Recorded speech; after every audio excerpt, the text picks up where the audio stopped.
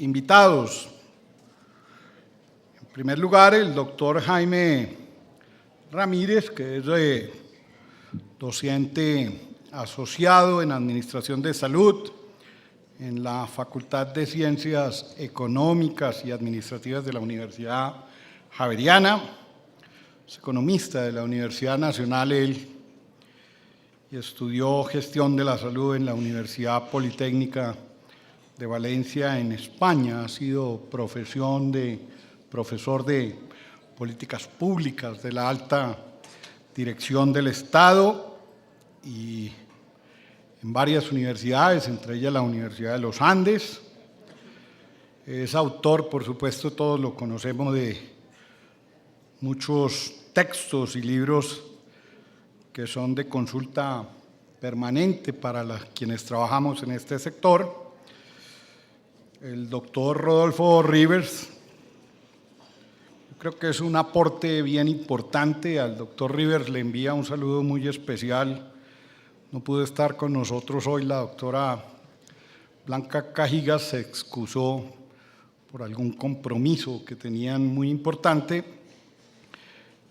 El doctor Rivers es bioquímico de la Universidad de Concepción en Chile y tiene un magíster en gestión y tecnología con énfasis en biotecnología de la Universidad de Talca en Chile. Y dentro de sus importantes trabajos ha trabajado en el desarrollo de vacunas de ADN para especialmente el sector de la ganadería. Trabajó en el Servicio Agrícola de Chile durante varios años y actualmente es el oficial nacional de inocuidad y calidad alimentaria de la Oficina Regional de la FAO. Es realmente un placer, un privilegio poder contar con alguien de sus pergaminos, su conocimiento, su formación, profesor Rodolfo.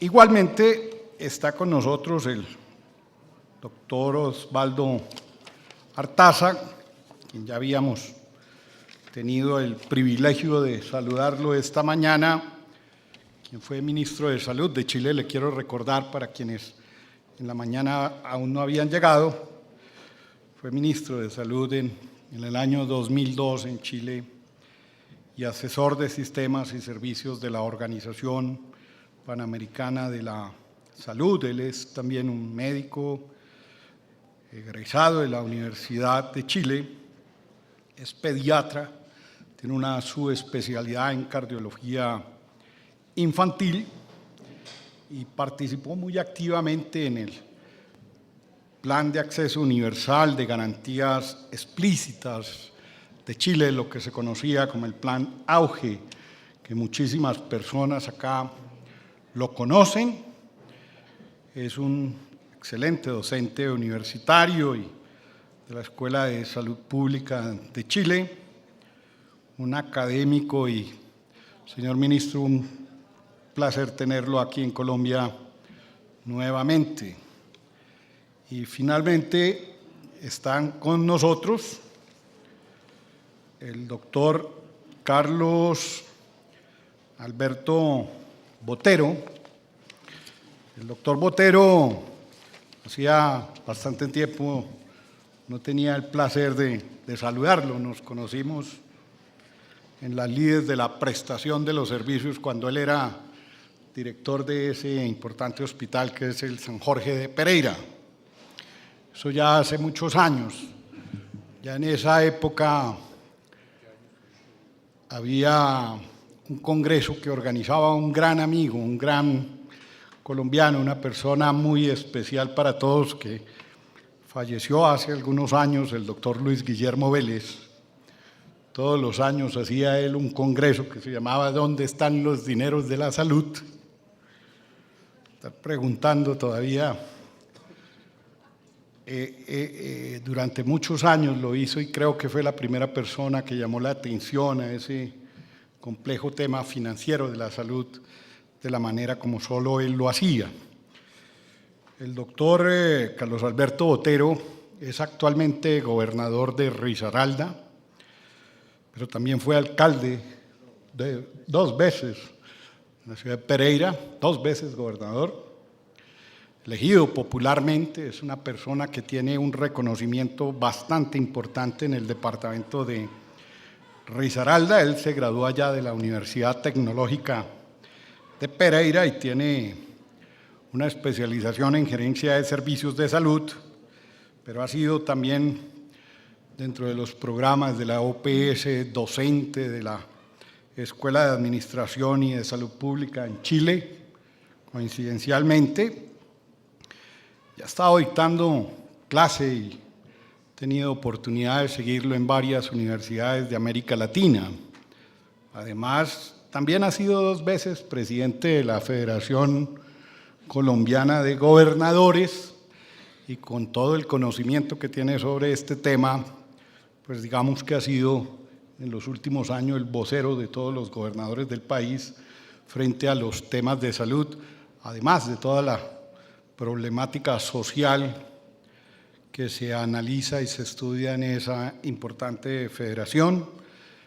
Debo reconocer que hizo un gran esfuerzo el doctor Botero para venir el día de hoy, pero quería, por supuesto, estar acá en estos 20 años del Sistema General de Seguridad Social y ayudar a construir, porque además de esa gran trayectoria es un hombre muy joven que seguramente seguirá prestándole los servicios a su departamento y, por supuesto, al país.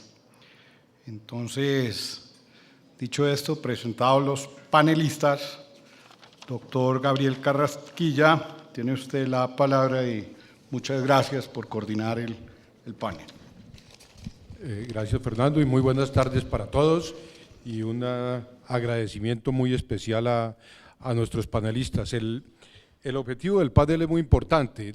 Por la mañana, desde la presentación del doctor Julio Frenk, obviamente como decano de la Escuela de Salud Pública de Harvard, tuvo un enfoque muy hacia los determinantes sociales de la salud y el enfoque de salud pública dentro del sistema de salud, y desde luego que después el doctor Munar, Elisa Carolina, Nelcy Paredes, el mismo Iván Jaramillo también abordaron aspectos que conciernen a este panel, lo cual quiere decir que estamos en el tercer panel de este Congreso de Gestar Salud, pero como siempre dicen, el último, no por último, el menos importante. Creo que es el más importante porque vamos a poder concretar muchos aspectos. El objetivo del panel, como está planteado, es reflexionar y enfatizar sobre la inclusión de las políticas de salud en las políticas de los demás sectores. Es decir, buscar cómo no vamos a promover una política de salud, sino la salud en todas las políticas. Y como bien dice es que no quiero decir la palabra cartel, pero es el cartel que está detrás de mí, el pendón que está detrás de mí, el compromiso por un sistema centrado en la salud, el bienestar y la calidad de vida de la gente, y eso es lo que pretendemos en este Congreso de Gestar Salud. Hace apenas 6 meses terminó en Helsinki, en Finlandia, que entre otras cosas ha sido uno de los países que ha abanderado y que ha promovido más desde los años 70 salud en todas las políticas, y que ha podido mostrar resultados de haber desarrollado precisamente ese concepto de salud en todas las políticas con unos resultados de salud muy importantes. Terminó una reunión nuevamente en Helsinki hace 6 meses, en junio del 2013, sobre salud en todas las políticas, en donde resalta como grandes conclusiones muchos de los aspectos que hemos tocado acá.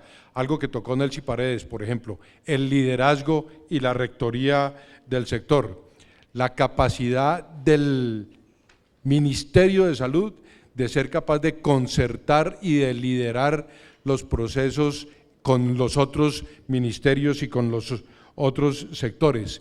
Y un punto muy importante que no hemos tocado, pero que vale la pena también considerar, la participación de las comunidades, de la sociedad civil, de las organizaciones de la sociedad civil, que para Gestar Salud y para el régimen subsidiado y para las empresas solidarias de salud es bien relevante. De manera que dentro de ese enfoque vamos a tener nuestros panelistas en donde tenemos que pensar en una salud completamente diferente a como se pensó hace 20 años. Hoy la salud es otra cosa, hoy la salud está enmarcada dentro de los objetivos de desarrollo del milenio, de la globalización, del cambio climático, de la malnutrición, de la movilidad, del envejecimiento de la población, de todo el proceso de globalización, de manera que tenemos que pensarla en una forma diferente y con el enfoque que ha querido Gestar Salud dar a este congreso, que es pensar en la salud dentro de 20 años, entonces tenemos que imaginarnos y pensar una salud diferente. Vamos a tener primero al doctor Jaime Ramírez de la Universidad Javeriana presentando los resultados de una investigación que hizo en conjunto con Gestar Salud precisamente. Después le vamos a pedir al doctor Rodolfo Rivers que desde la perspectiva de las Naciones Unidas de la FAO nos presente su perspectiva de cómo la nutrición y seguridad alimentaria es uno de los determinantes más importantes a la salud. El doctor Osvaldo Artaza, desde su visión de ministro de Salud y ahora de funcionario de la Organización Panamericana de la Salud, todo como es este proceso de salud en todas las políticas. Y queremos pedirle finalmente al gobernador, al doctor Botero, que nos haga la perspectiva ya no macro, internacional o desde la perspectiva nacional, sino del que le toca luchar todos los días con la salud, con los otros sectores para tener la salud en todas las políticas y cómo a nivel de un departamento importante como Risaralda y del liderazgo que ha tenido en la Federación de Gobernadores, podemos ver cómo eso llega el polo a tierra de la salud en todas las políticas. Doctor Jaime Ramírez, obviamente los organizadores me han pedido que sea muy estricto con el tiempo y quiero ser supremamente obediente, sobre todo porque ya llevamos como 25 minutos atrasados. Así es de que los 20 minutos, si pueden reducirse a 16 y medio cada uno, mejor.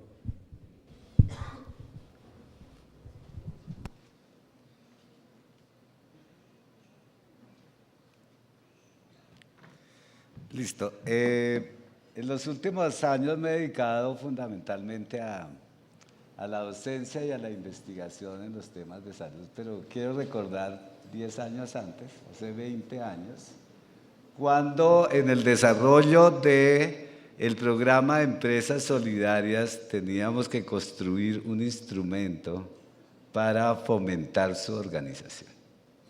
Y entonces lo que hicimos un poco con Heidi, con Luis Gonzalo, con todos, fue inventarnos una empresa conjetural que fuera la representación del promedio de todos los colombianos.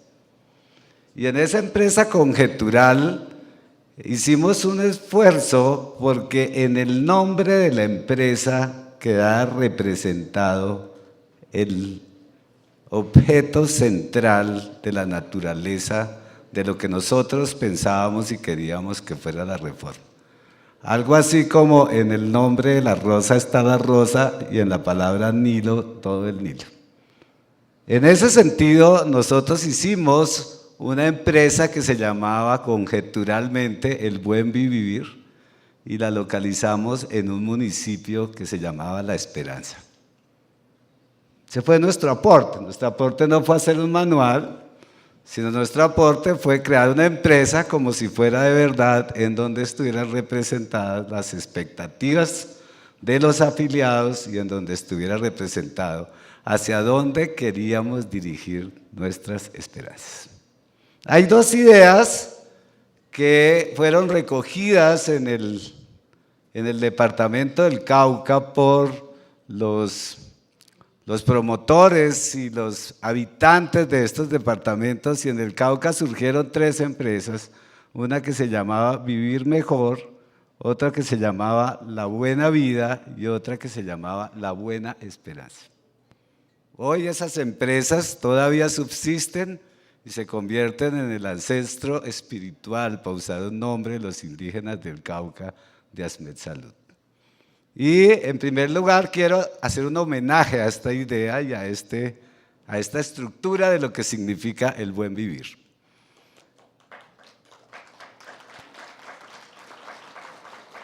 La segunda idea que estuvo representada esta mañana es que algo pasó por los intrincados laberintos del sistema y es que se nos olvidó la gente.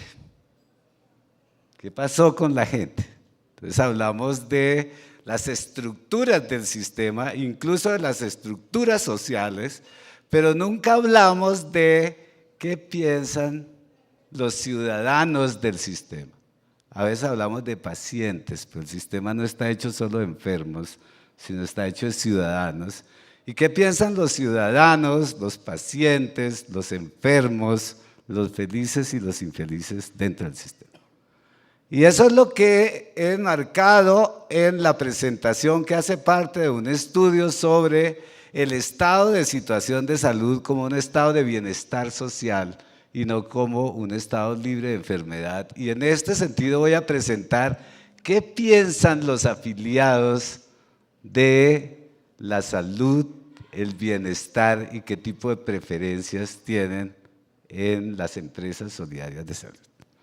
Entonces la primera idea es la idea de la elección social y qué preferencias tienen por la salud y el bienestar.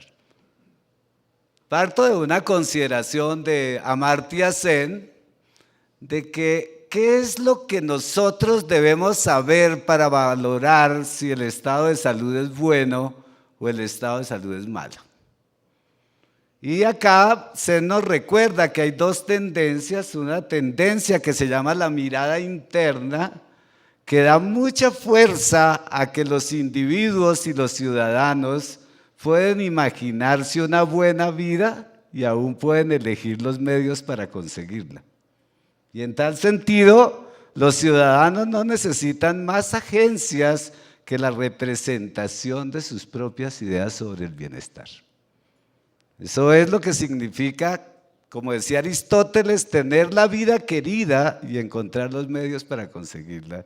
Y en ese sentido, el centro de la atención de esta idea del bienestar es que más allá de las representaciones burocráticas, lo más importante es la formación de ideas acerca de la vida que tienen los ciudadanos. Y después aparece otra idea y es que en esa vida que yo me puedo imaginar pesan muchas cosas que a veces me impiden tener una vida mejor y empiezan a aparecer las instituciones sociales que ayudan a configurar esos deseos y esas creencias de la sociedad, que es lo que se ha denominado la mirada externa dentro de la sociedad. Y entonces en esa mirada externa normalmente se hace énfasis en la idea de los pacientes, de las enfermedades, de las platas y de lo que en Colombia se llama las agencias de representación de los afiliados y de los pacientes.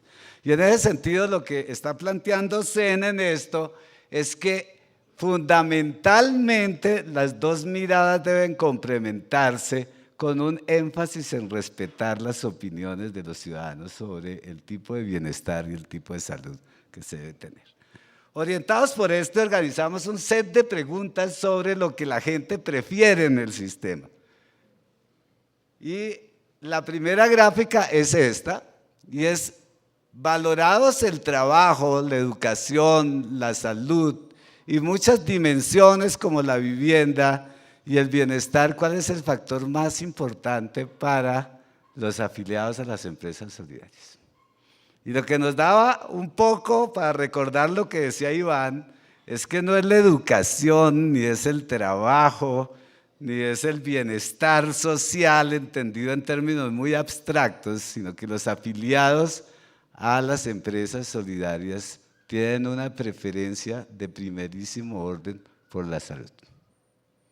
Ya para cuando se les pregunta cuál es la dimensión más importante de su vida, es muy claro que estas personas dicen en estricto sentido la salud. ¿Cuál es la segunda dimensión que aparece acá en orden de importancia? La idea del trabajo.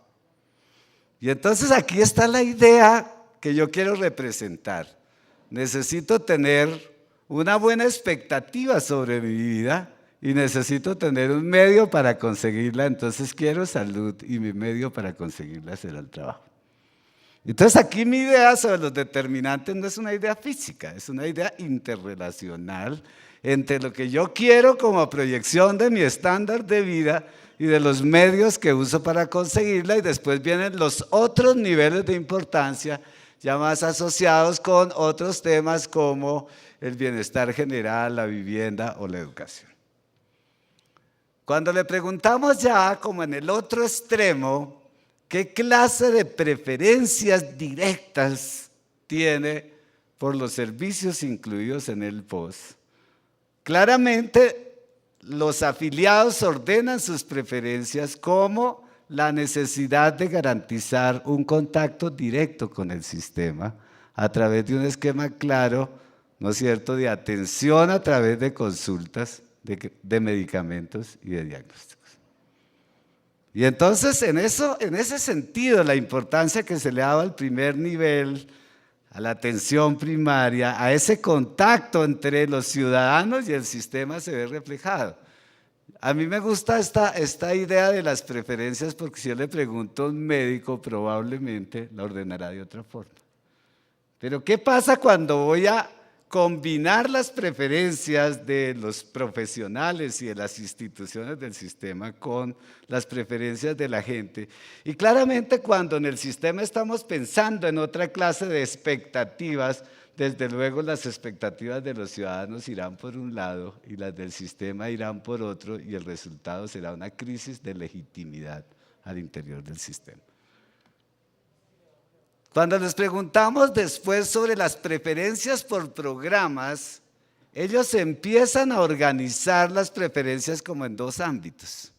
Primero en un ámbito poblacional y después en un ámbito de la importancia de los programas que estén directamente asociados con su vida cotidiana.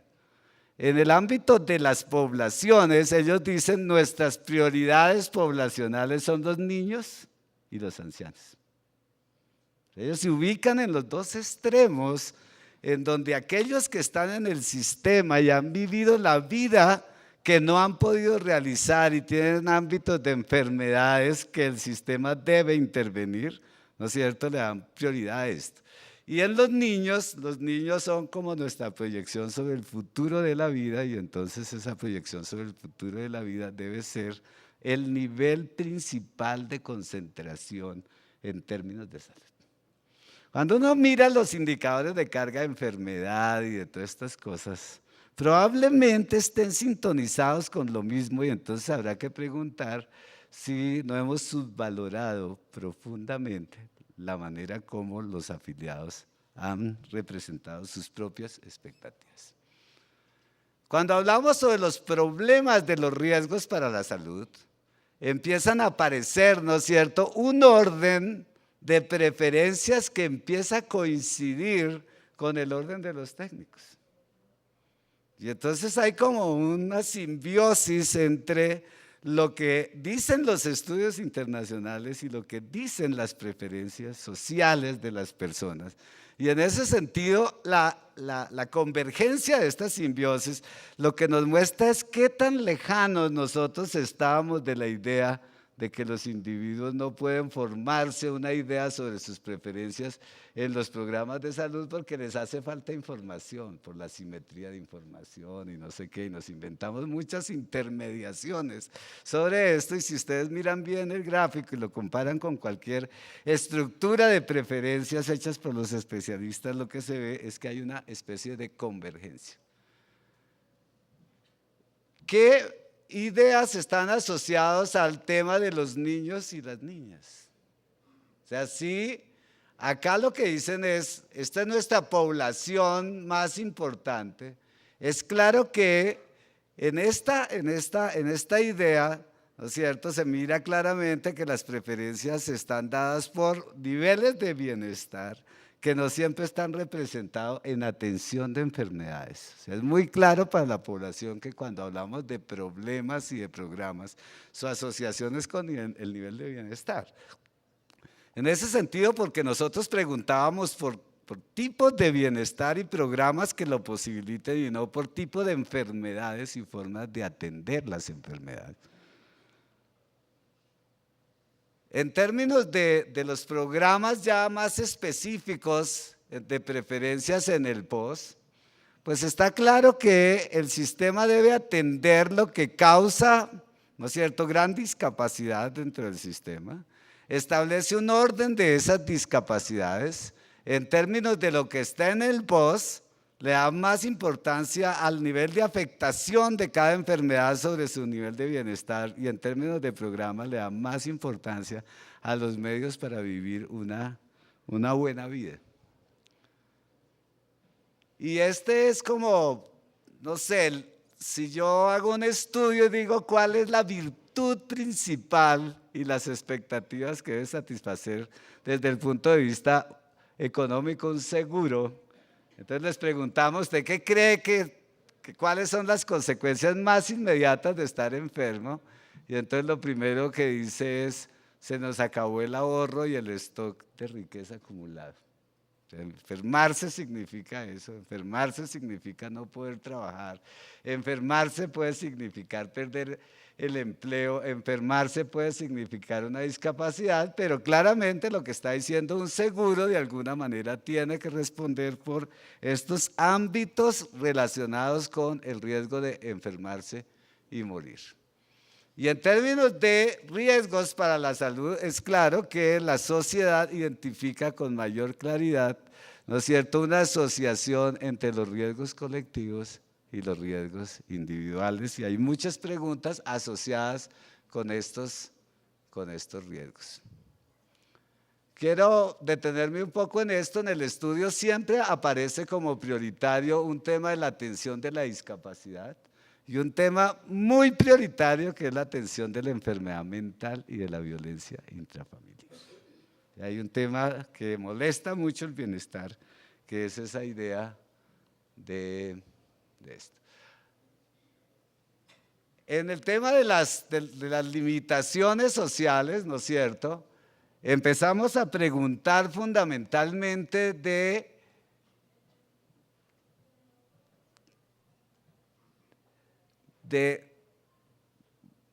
o sea, si hay alguien que tiene una discapacidad, ¿qué clase de respuesta debería darle el sistema? Ellos lo que dicen es, primero mi respuesta es cómo comunicarme con el sistema, es lo que ellos llaman como la teleasistencia, como tener un medio para comunicarme con el sistema. Segunda característica es pasar del medio a una respuesta domiciliaria, que puede ser muy coyuntural, después convertir la respuesta domiciliaria coyuntural en algo que se pueda endogenizar como asistencial en el cuidado de la salud, en donde no solo esté la familia respondiendo por esto. Todas estas expectativas las fuimos ordenando y dijimos, listo, esto mirado con un esquema de privaciones sobre el estado de enfermedad y sobre el estado de bienestar, ¿cómo están nuestros afiliados con respecto al promedio de la sociedad?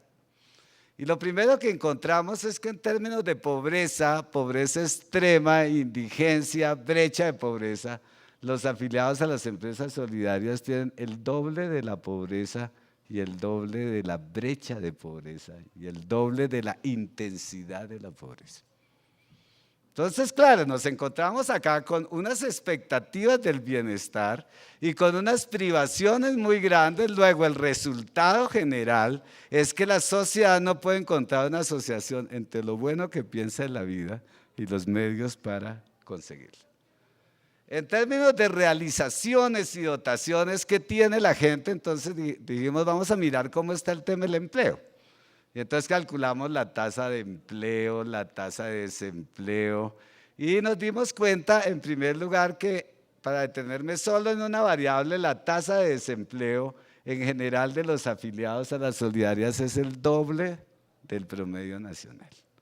Y cuando lo desagregamos por sexo, nos dimos cuenta, en un lado hombres y en otro lado mujeres, que los hombres se acercan con algunas diferencias importantes al promedio nacional, pero que las mujeres tienen 3 veces más desempleo que los hombres.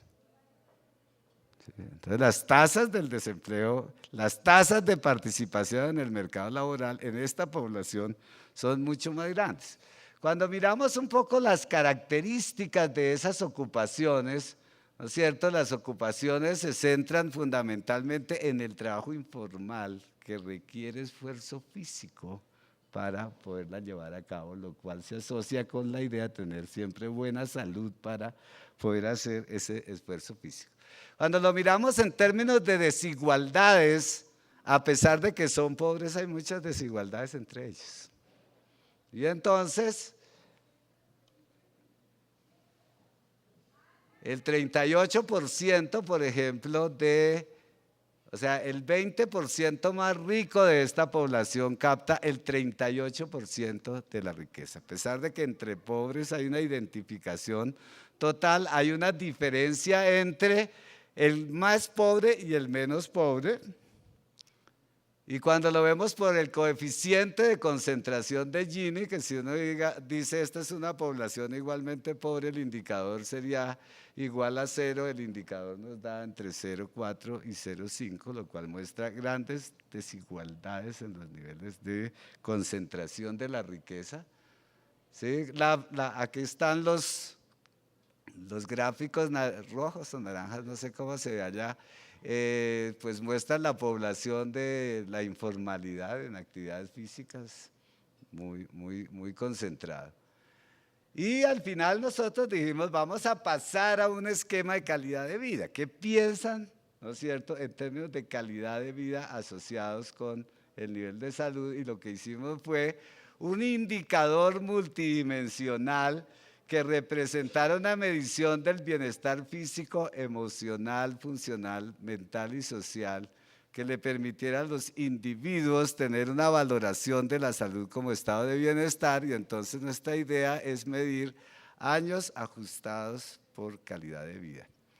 Y esos años pues son 2 encuestas, una encuesta que muestra el perfil de salud asociados a algunas dimensiones del bienestar como la movilidad, el cuidado personal, las actividades cotidianas, el dolor y el malestar, y cada perfil se clasifica en un orden de severidad entre no tener problemas de salud y tener problemas severos, y entonces nos da como resultado al final un índice complejo en donde 0 es tener mala salud, algo así como estar muerto, y 1 es tener el mejor nivel del estado de salud. Y estos fueron los resultados que encontramos. En primer lugar, acá hay una especie de comparación entre las EPS y Chile, dado que teníamos acá un invitado. Entonces, en la escala del nivel de bienestar, nosotros lo que tenemos es que lo que más impacta el nivel de bienestar en salud para los afiliados a las empresas solidarias es la angustia y la depresión, en donde empiezan a aparecer casos severos. Y seguidamente del concepto de dolor y malestar, y en menos importancia el tema del cuidado personal y la movilidad. Esto es muy consistente con toda la encuesta que permanentemente le da importancia a la existencia de conflictos al interior de la familia que se resuelven en términos violentos y que pueden estar expresando formas de violencia intrafamiliar asociada a drogadicción, que también nos salió, al alcoholismo y a niveles altos de angustia y depresión. Cuando consultamos estos datos, por ejemplo, con la empresa solidaria del sur del país, nos dijeron que es que el sur del país también tenía los índices más altos en estos niveles asociados con la enfermedad mental y los problemas de la depresión. Comparado con Chile, tenemos un perfil de problemas de salud asociados con el bienestar, y en ese sentido, entre más al sur nos vamos, más difíciles son los problemas asociados con la angustia y la depresión y con el dolor y el malestar. Hay una comparación que también hemos hecho acá con una encuesta que realizan los Andes, también en un estudio longitudinal como el nuestro, y es que para los Andes, digamos que el perfil nuestro y el perfil de los Andes, que es para el total de la población, empieza a ser muy importante. Solo nos diferencia la medición en la escala del índice de bienestar entre 0 y 100, en donde 100 es el mejor índice de bienestar. A ellos les da más o menos algo así como 92, o sea, un nivel altísimo de bienestar, superior a todos los países de América Latina, y a nosotros nos da un índice entre 75 y 80, que es muy parecido a los niveles de América Latina. Nos gustaría después discutir con los Andes por qué esas diferencias en este índice. Este es el comparativo de los índices entre Chile, Colombia y el de la encuesta, que está sobre 90. Este es el perfil comparativo de los tres países. Tenemos una idea de que en el lado izquierdo está el mejor estado de salud, expresado como combinación de las 5 dimensiones, y en el lado derecho está el peor estado de salud, y entonces en eso lo que más contribuye es que cuando uno tiene niveles de severidad en algún estado, eso baja mucho el bienestar. Pero cuando tienes niveles de severidad en angustia y depresión, el nivel de la calidad de vida baja enormemente. Visto una asociación entre problemas de salud y nivel de bienestar en salud por años ajustados a la calidad de vida, empieza a aparecer otra consistencia del estudio. 2 minutos. En donde la enfermedad del sistema nervioso central es la que presenta el peor. O sea, los individuos que presentan enfermedades del sistema nervioso central presentan el índice de bienestar en salud más bajo, seguidos de insuficiencias renales agudas o crónicas que presentan el que le sigue de 49, y así sucesivamente, hasta donde, ¿no es cierto?, la ausencia de problemas de salud nos llevaría a tener un nivel de bienestar mucho más alto, y en donde cada enfermedad va teniendo un impacto sobre el nivel de bienestar.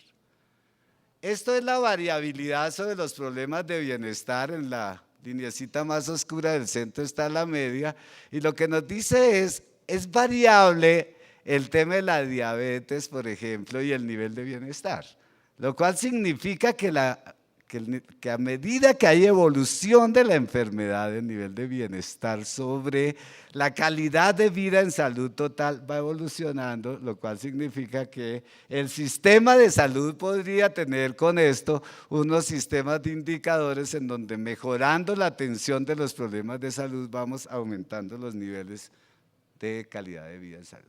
Si lo asociamos con niveles educativos, pasa lo mismo. A niveles educativos más altos hay niveles de bienestar en salud más altos, y en niveles educativos bajos lo contrario. A lo último, por edad. Los grupos de menor edad tienen unos niveles de bienestar más altos, en donde el nivel de bienestar se empieza a deteriorar desde 60 y más años. ¿Esto qué significa? Que a medida que pasa el tiempo, el nivel de bienestar se empieza a deteriorar.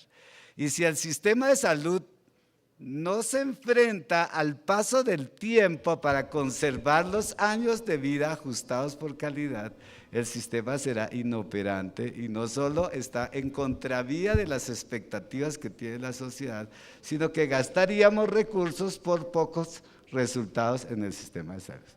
Con esto, la idea que quiero mandar es: siempre en el centro de la atención están las personas, siempre en el centro de la atención están los ciudadanos, siempre está en el centro de los ciudadanos y las personas está el territorio, y cualquier política que no tenga en cuenta estos elementos será una política que discute mucho sobre los procedimientos burocráticos y poco sobre el bienestar de salud de las poblaciones. Muchas gracias.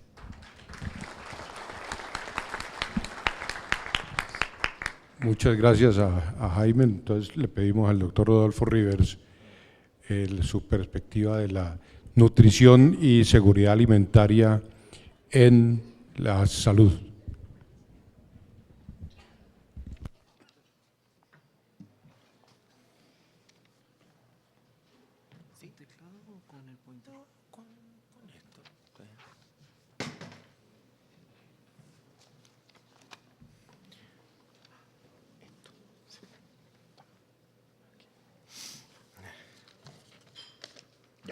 Buenas tardes, espero que no estés tan cansado, porque ya ha sido una jornada larga. Quiero agradecer primero a Gestar Salud, a la mesa moderadora y a todos ustedes presentes, y muchas gracias por invitarme. Antes de comenzar quería tomar unas palabras del doctor Gabriel Carrasquilla, donde dijo que teníamos que enfocarnos en el liderazgo del Ministerio de Salud como coordinador con las otras instituciones públicas. Es curioso porque cuando hablamos de salud de las plantas o cuando hablamos de salud de los animales, ¿en qué ministerio pensamos, por ejemplo? En el Ministerio de Agricultura, ¿cierto?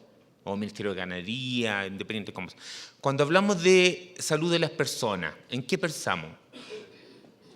Ministerio de Salud, ¿cierto? Cuando hablamos de alimentos, ¿en qué ministerio pensamos? Todos los ministerios tienen un departamento de alimentos. Todo, desde economía, de salud, de agricultura, y eso ocurre en todos los países de nuestra Latinoamérica. Entonces, el punto, el desafío, y aquí va, y por eso las palabras visionarias del doctor Carrasquilla, va en cómo en estos últimos años, y fíjense usted, el Ministerio de Salud y Protección Social de Colombia ha liderado un proceso de coordinar el sistema de control de alimentos en el país. Si ustedes se fijan, me estoy enfocando en el tema de la salud pública bajo la perspectiva desde los alimentos. Y no quiero enfocarme a nivel solamente de las ETA, de las enfermedades transmitidas por alimentos, va más allá. Entonces, como un ministerio coordina, se hace el garante del coordinador de un sistema de control de alimentos, y eso es por derecho propio. En la mayoría de nuestros países de nuestra región, eso lo realizan los ministerios de Agricultura o los ministerios de Ganadería, etc. O simplemente se genera una agencia de inocuidad y calidad alimentaria, un ente coordinador, así como Chile, Nicaragua, Belice, Honduras, Perú, Ecuador, por ejemplo, tienen agencias coordinadoras o entes coordinadores que de alguna manera articulan el control de alimentos en el país. Ellos no ejecutan, pero permiten de alguna manera terminar con la duplicidad de funciones y, lo principal, terminar con la duplicidad de recursos. Sin embargo, ¿por qué los países no ceden y se siguen gastando los recursos y doblemente recursos? Laboratorios del Ministerio de Agricultura y laboratorios del Ministerio de Salud tienen los mismos programas de mareo roja, mismos programas de lo que hay un evento, un brote, y se generan los mismos tipos de laboratorios y se compran los mismos equipos, etc., en vez de generar un sistema, por ejemplo, unificado, un sistema integrado. Y es lo que promueve FAO, un sistema de control de alimentos integrado, moderno y eficiente.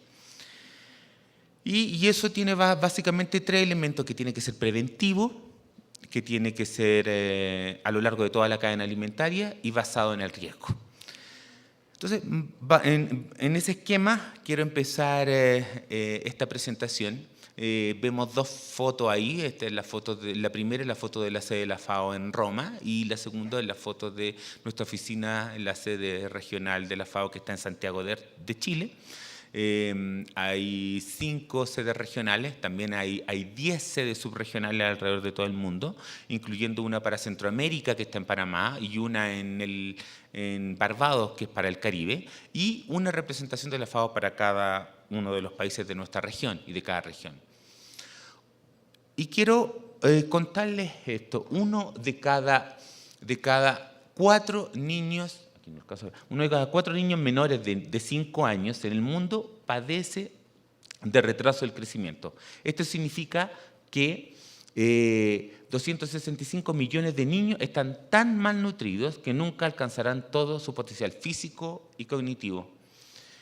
Aproximadamente 2.000 millones de personas en el mundo carecen de las vitaminas y minerales esenciales para gozar de una buena salud. Unos 1.400 millones de personas tienen sobrepeso, y de estas alrededor de un tercio son obesas y corren el riesgo de padecer enfermedades crónicas no transmisibles. Por lo tanto, la misión y la visión de FAO de erradicar el hambre en el mundo ya no se traducen solamente en erradicar el hambre, sino que erradicar la malnutrición en todas sus formas. Y ese es el desafío para este nuevo bienio. Sin embargo, vivimos en una región que produce alimentos de sobra para el autoconsumo y además nos damos el lujo de exportar y desarrollar tratados de libre comercio, etc.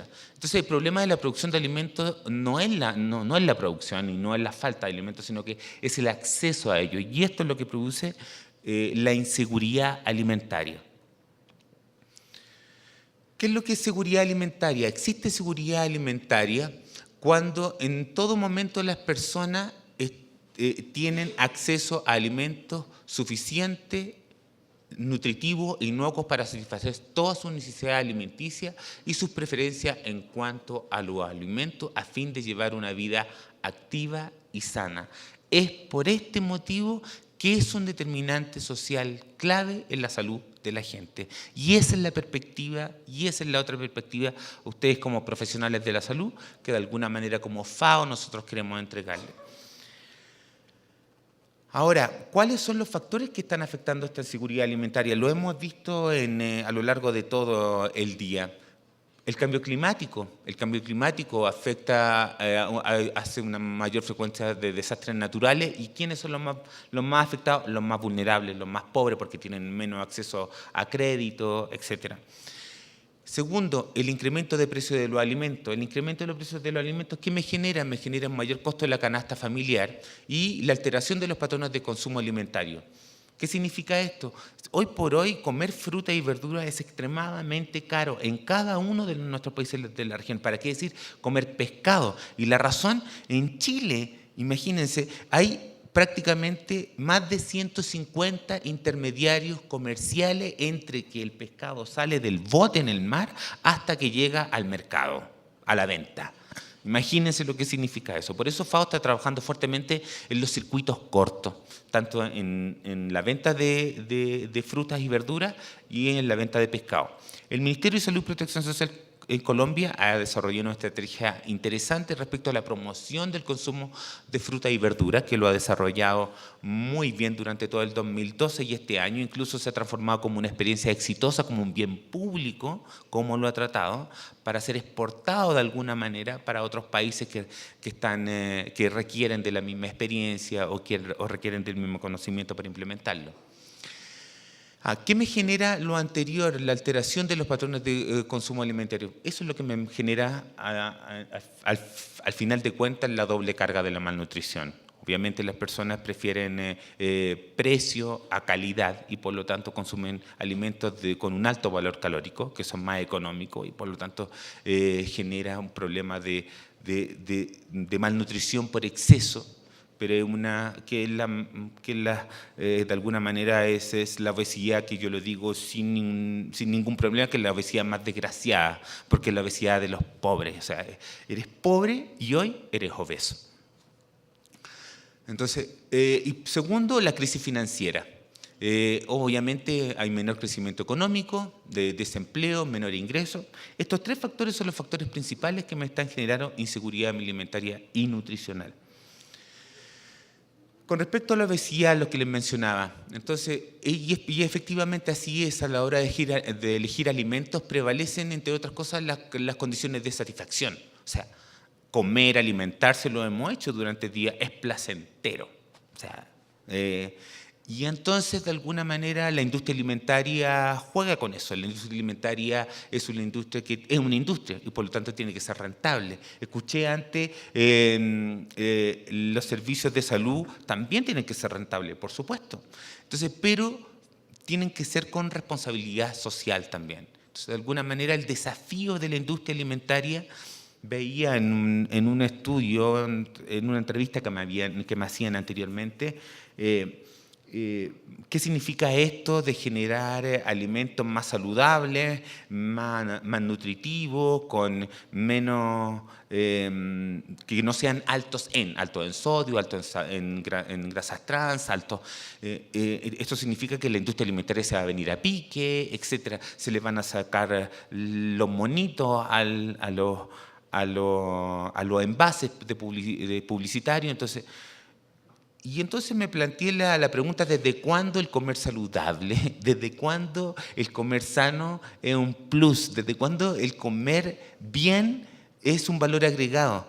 Es algo básico y ese es el nivel que tiene que trabajar toda nuestra América Latina y nuestra industria alimentaria. Nuestra industria alimentaria de alguna manera está un poco mal acostumbrada también por nosotros mismos como consumidores. Vamos a ver unos gráficos bien rápidos respecto a cómo el tipo de consumidor en nuestra Latinoamérica es. Y de alguna manera ahí por eso se genera este círculo vicioso. Y es lo que les decía antes, no es la obesidad de la abundancia, es la obesidad no es la obesidad de la abundancia, es la obesidad de la escasez. Chuta, murió esto.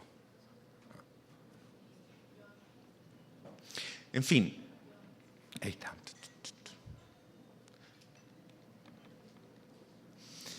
Por otro lado, nos tocamos con otro tema que nunca habíamos considerado en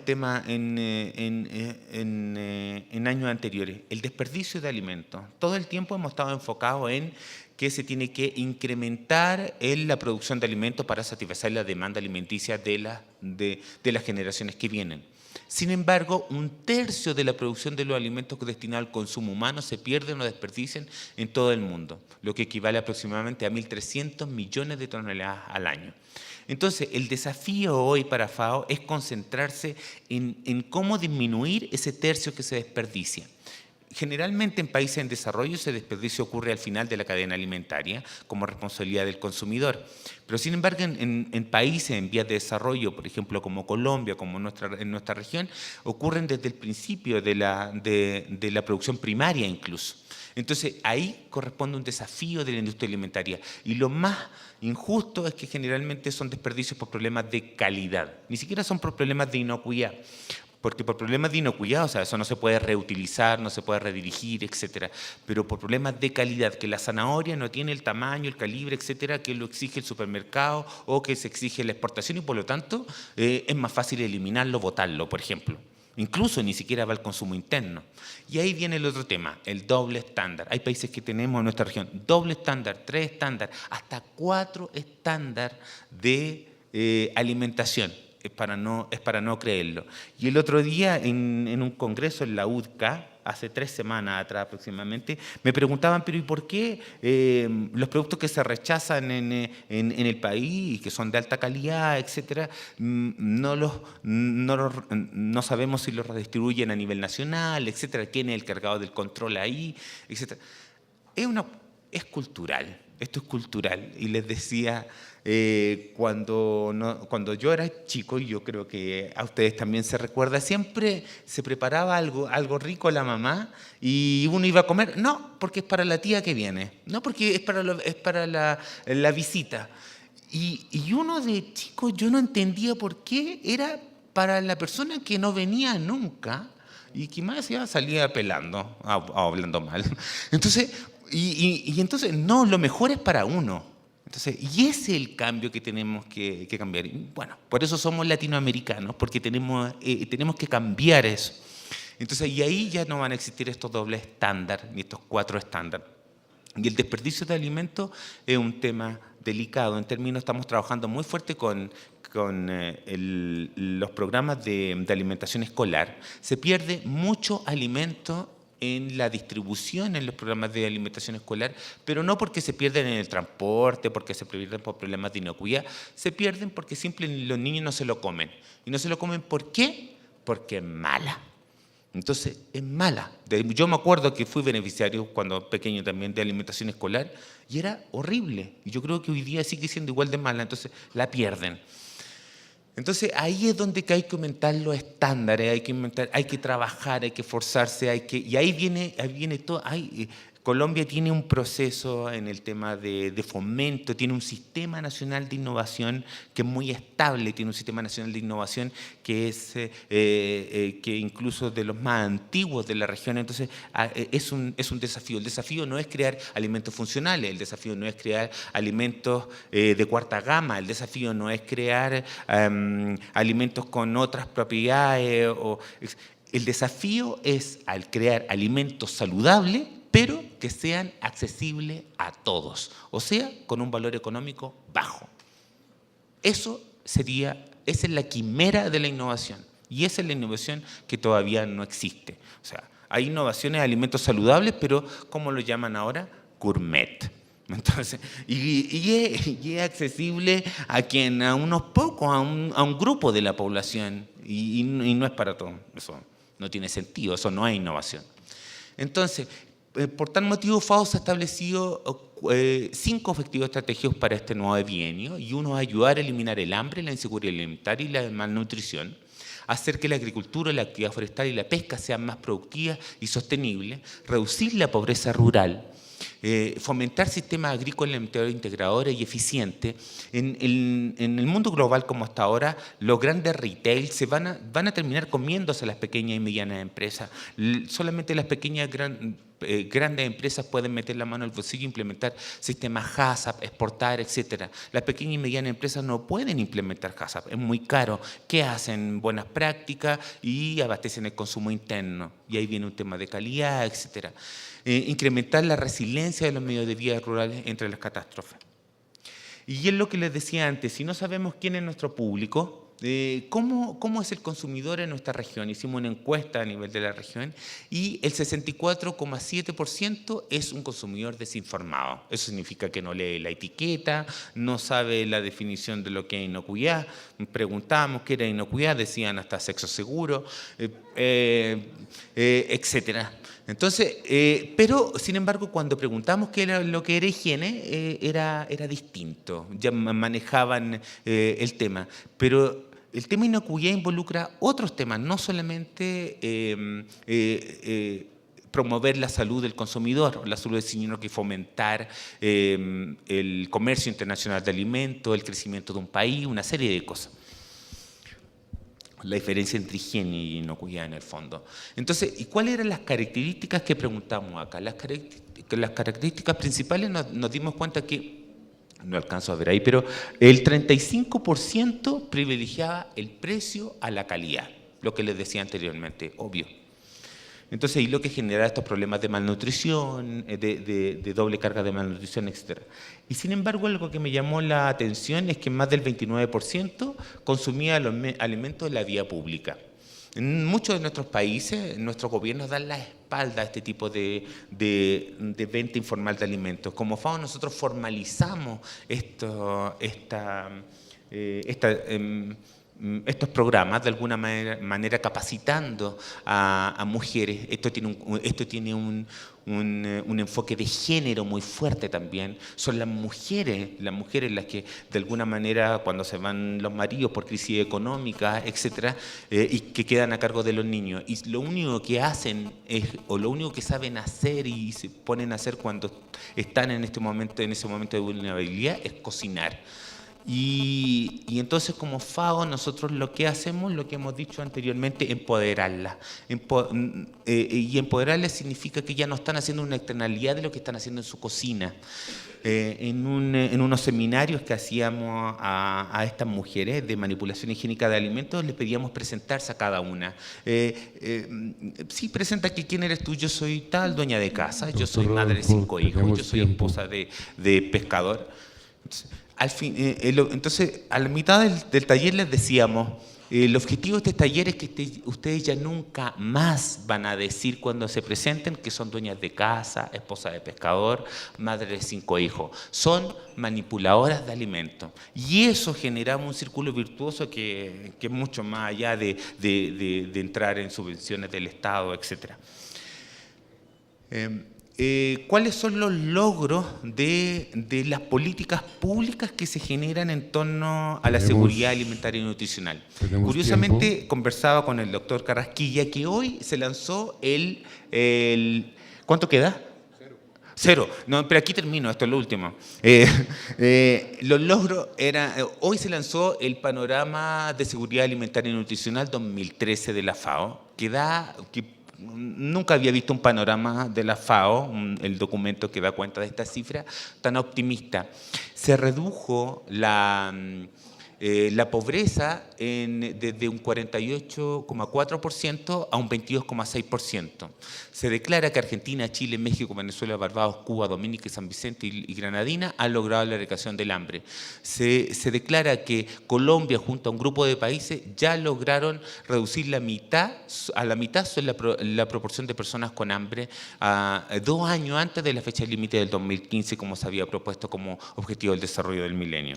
Esto, gracias a que se genera un enfoque de doble vía en la generación de políticas públicas. Unas que son políticas públicas para enfrentar situaciones en forma inmediata, como son programas de transferencias condicionadas, programas de alimentación escolar que les mencioné, y la otra son políticas públicas que permiten enfrentar cambios estructurales en un horizonte a largo plazo, como por ejemplo la proyección a la agricultura familiar, mejorar el mercado de trabajo rural y promover el trabajo decente.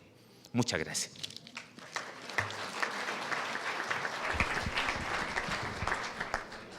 Muchas gracias al doctor Rodolfo Rivas.